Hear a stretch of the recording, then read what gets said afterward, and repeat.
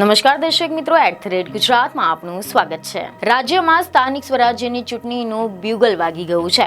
મહાનગરપાલિકા, નગરપાલિકા, જિલ્લા પંચાયત અને તાલુકા પંચાયતની ચૂંટણીનો કાર્યક્રમ પણ જાહેર થઈ ગયો છે, પરંતુ હજુ પણ ભાજપમાં ભડાકા યથાવત જોવા મળી રહ્યા છે। જેમાં પણ ખાસ કરીને અમરેલી તો જાણે કે ગુજરાતનું રાજકારણનું એપી સેન્ટર બની ગયું છે।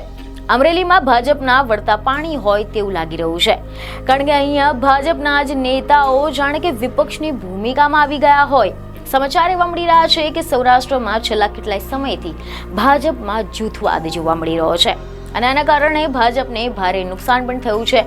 અમરેલીમાં એક પછી એક જે ઘટનાઓ સામે આવી રહી છે તેના પરથી લાગી રહ્યું છે કે ભાજપના આંતરિક જૂથવાદનું એપી સેન્ટર હવે અમરેલી બની ગયું છે, કારણ કે ભાજપના જ નેતાઓ પક્ષના નિર્ણયને માની નથી રહ્યા અને પક્ષની સામે બળવો પણ કરી રહ્યા છે અને આના કારણે ભાજપની રાજકીય પ્રતિષ્ઠા પર પણ ધૂળ ધાણી થઈ ગઈ છે અને ભાજપમાં આ અસંતોષની જે આગ વધુ ન ભભકે અને બળવો ન થાય તેવા ડરથી ભાજપના પ્રદેશ નેતાઓ પણ મૌની બાબા થઈને બેસી ગયા છે। આવી અનેક ચર્ચાઓ હાલ ચાલી રહી છે અને અગાઉ એવા સમાચાર મળ્યા હતા કે સૌરાષ્ટ્રમાં લોકસભાની ટિકિટથી શરૂ થયેલો વિવાદ એટલે કે ઇફકોની ચૂંટણીમાં જયેશ રાદડિયાનો બળવો અને હવે લેટર કાંડ અને આમ એક પછી એક આ મુદ્દાઓ સામે આવી રહ્યા છે, જેમાં ભાજપના નેતાઓ ભાજપની જ શિસ્તતાની ફજેતી કરી રહ્યા છે અને આ નેતાઓની સામે ભાજપ પગલાં ન લે તેના માટે પણ મજબૂર બની ગયું છે।